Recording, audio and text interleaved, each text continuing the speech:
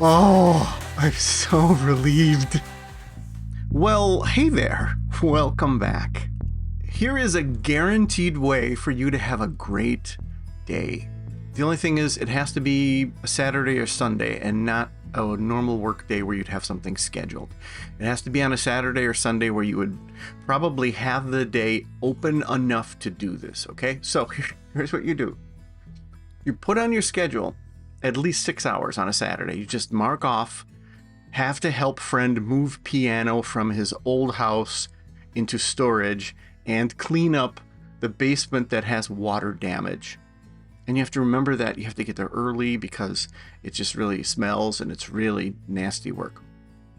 So put that on your schedule for Saturday.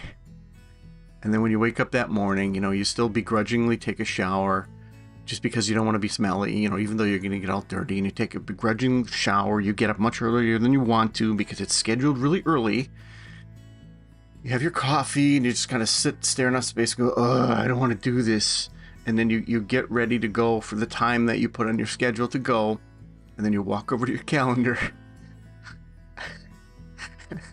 and then you delete it.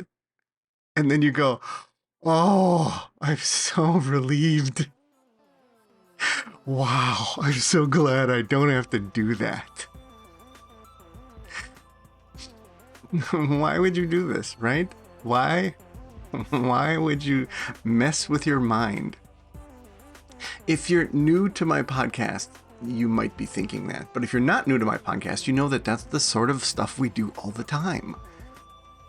That we push back against our mechanics and the mechanism of psychology in our brains and things like that. But you might be laughing right now and think, oh my God, this is a silly episode.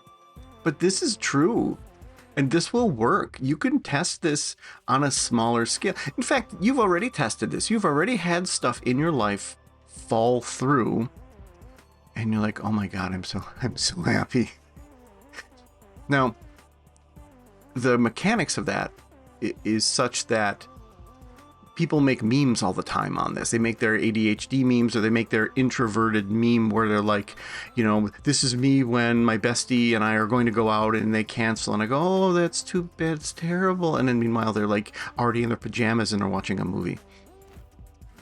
There's an aspect of going out and being on and, being up and ready to do things. And there's an aspect of the commitment that we make for other people and even to ourselves, because a commitment we make for ourselves or other people are basically the same thing. It's a commitment that our current self makes for our future self. Or if you're currently the current self, then it's a commitment that our past self made for us and screwed us over, right? So this is a way for our past self to make a commitment for ourselves so that when we are the present self, we go, oh, thank God.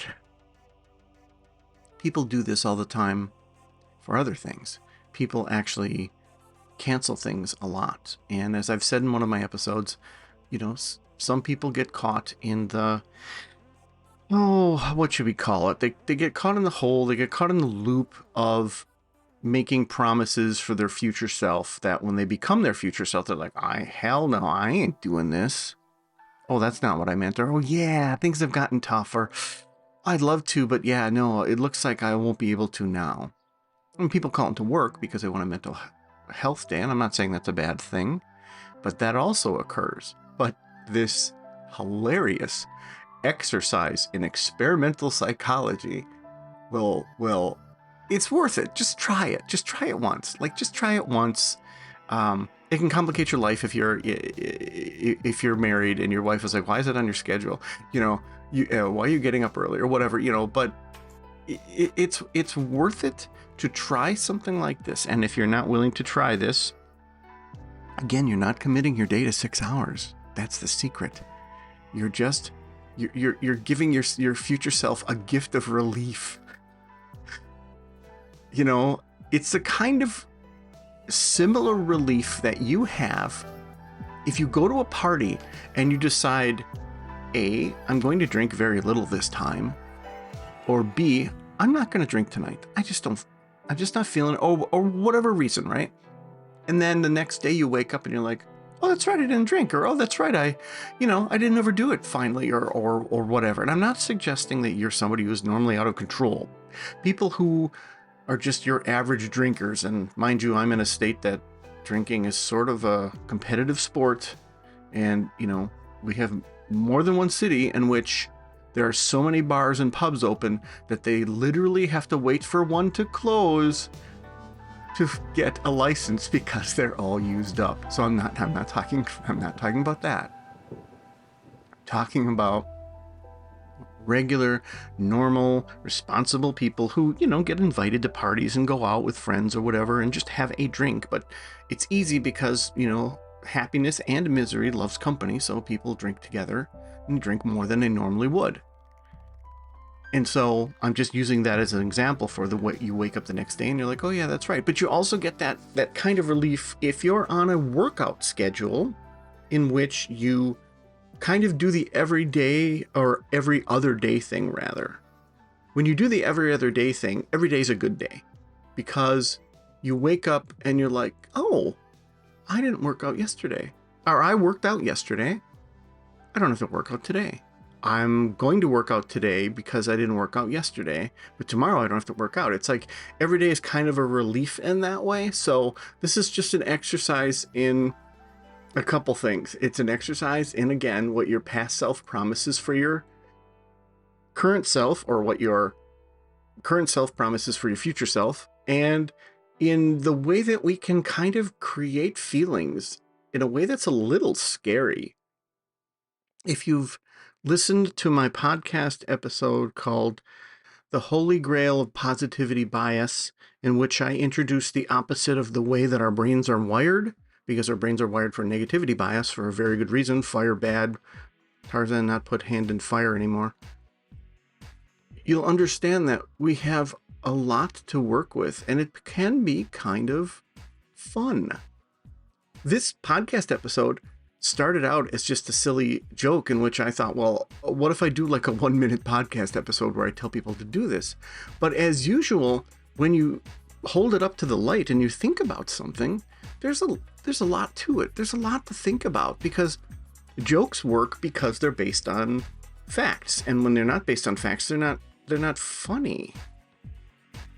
And so there's always something behind it making it interesting, and there's always something behind things that might seem trivial that aren't. And that's kind of where I am with experimental psychology, which again, I didn't know was a term until a year ago when one of my books made number 3 on Amazon's experimental psychology. And it was the 3 Voices book. And I thought, wow, there's something here. So there's something here with this for you too. And I'm sorry for laughing so much in this.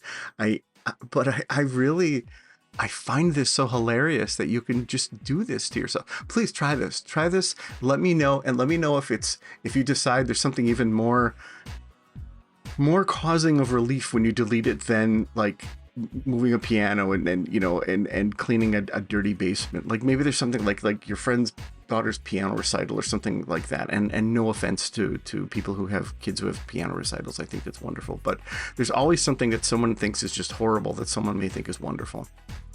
And in a lot of cases, it's usually the things that other people's kids do. Like your own kids are adorable and beautiful, but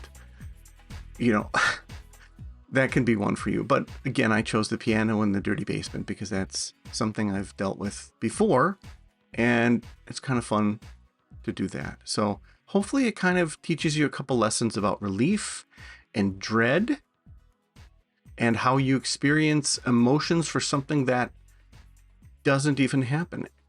The dread is an interesting one, by the way, to focus on too, because I did an episode on dread and doubt and how we build these things in our minds and we sort of torture ourselves in addition to the thing that was going to torture us. And that's kind of the whole piano moving thing, is we're going to torture ourselves up until that point, but we're not going to have to worry about the thing that was actually going to torture us because it doesn't exist.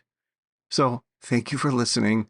I hope you had as hilarious of a time as I did, and I hope you try this. Take care. If you enjoyed this episode, you may love the vast library of hundreds of episodes like it. In addition, I have hundreds of articles on Quora with over 3 million views. It's all completely free. I'm not behind a paywall, I don't have Patreon. They all talk about productivity, getting things done, understanding yourself, experimental psychology, and how life is made of time, energy, and resources. In addition, I do speaking events, seminars, and one-on-one coaching. If you're interested in coaching, reach out to me. We can have a completely free, no obligation, 15-minute chat on the phone to see what you're looking for, what you've been up against, and what you've run into, and see if we are a good fit to work together. As always, I appreciate you listening. I love hearing your feedback, and see you next week. Take care.